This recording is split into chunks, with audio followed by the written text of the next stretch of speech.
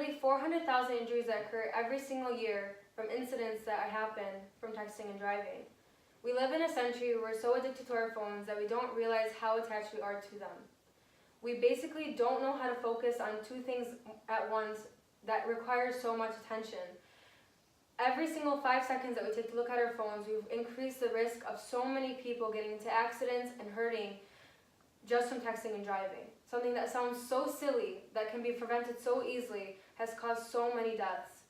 In a brief video, I'm going to show you how silly your excuses sound when you just hurt an entire family.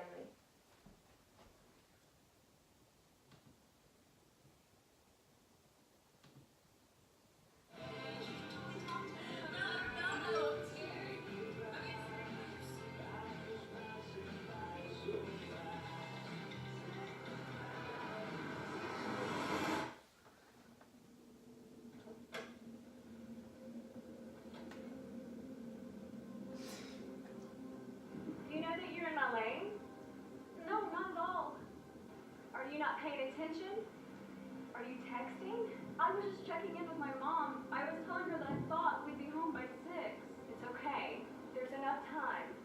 Just pay attention. I'm not even halfway through my text. There's no way. I'm not even going to look up. My babies are in the car. You have to pay attention. It's supposed to be a quick text. I'm so sorry.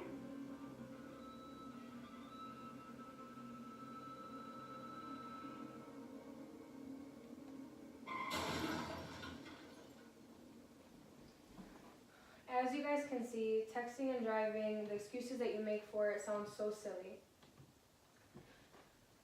And it's definitely something you can easily prevent.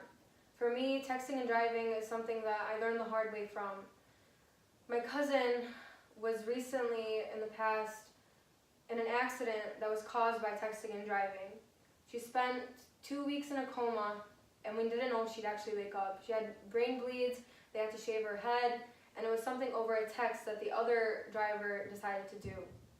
They swerved into the road for a brief 5 seconds that they're on their phone, and they actually could have costed her her life. She's been through many hospitals and different pain medications in order to better herself. And to this day, it's something traumatic that she has to go through, even though she has healed. In today's speech, I'm going to be talking to you guys about the ways and the dangers that texting and driving does, the things that we can do to prevent it, and to persuade you guys to do it yourself, not to do it yourselves. Because just like you, I am a teenager who is highly addicted to my phone, and something like texting and driving could cost my future and the people around me's life. First and foremost, I'm going to be talking to you guys about the dangers of texting and driving. Texting and driving is very dangerous because it takes away from your focus. The road itself is already so busy that you really need to be focusing on it. There's so many different lanes, so many different cars switching, the speed of the road. Just taking off your eyes from the road for 5 seconds could cost somebody their life. Your loss of focus can give you head-on collisions and rear-end collisions, and can actually make you swerve into the opposite side of the road, which can actually be deadly.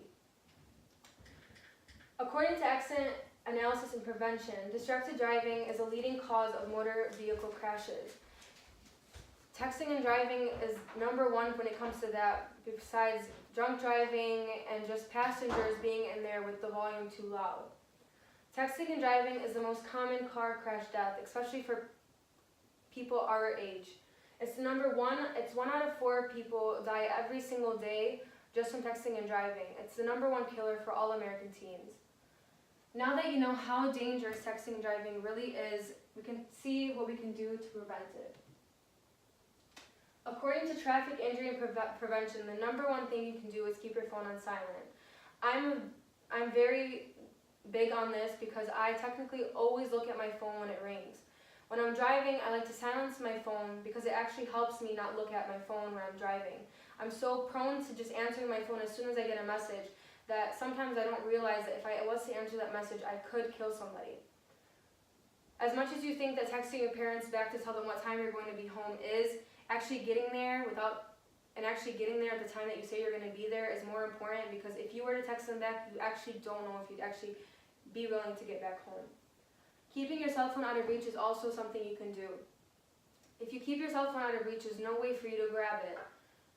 Somewhere like your glove box, your back seat, your purse, your sunglass holder, anything that can prevent you from reaching it while driving is the perfect way to go. If something happens to be so urgent that you really need to answer it, and if it's so urgent, obviously your mind's going to be on it, so you're definitely not going to be focused. But if it's so urgent, you definitely want to pull over and answer your phone. Pulling over and answering your phone is completely different than doing it when you're texting and driving.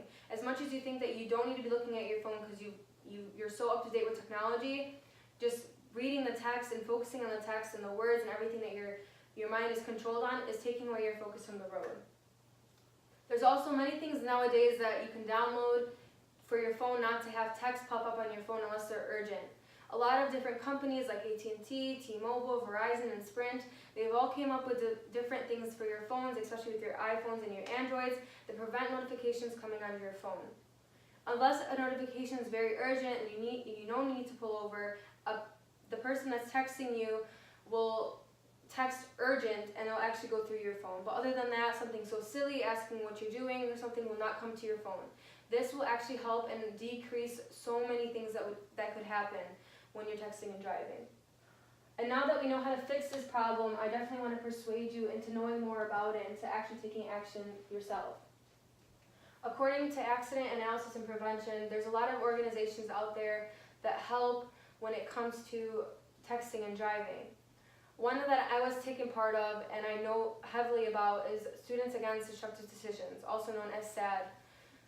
They start you off young, learning about the different things that you can do to prevent texting and driving, the accidents that occur. You actually hear real life stories, you talk to people that have been going through it. This helps people cope with what they've gone through and actually helps you learn from their story.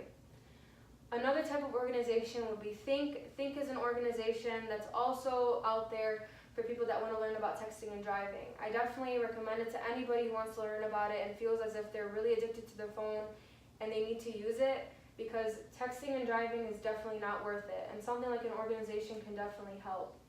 Another way to prevent texting and driving and to persuade you not to do it is to know that your families love you and that you actually mean to them to actually come home after something so silly. If they were to find out that your injury or your death or anything was from texting and driving, and a text that was so silly that could wait, it's definitely not worth it. According to some statistics such as this graph, you can definitely tell that the most popular distracted driving activity and how likely it is to crash would be texting and driving. You're 23 times more likely to crash from texting than reaching for your phone, talking and listening, dialing, and just switching your music. Texting requires a lot of focus, the focus that you need to be putting on the phone, onto the road. And you're 23 times more likely to actually crash from a vehicle. Now that you know all about the dangers of texting and driving, how deadly and costly it actually is, and the ways that you can prevent it and fix it, and just in order to persuade you, I feel like you guys are ready to not text and drive yourselves.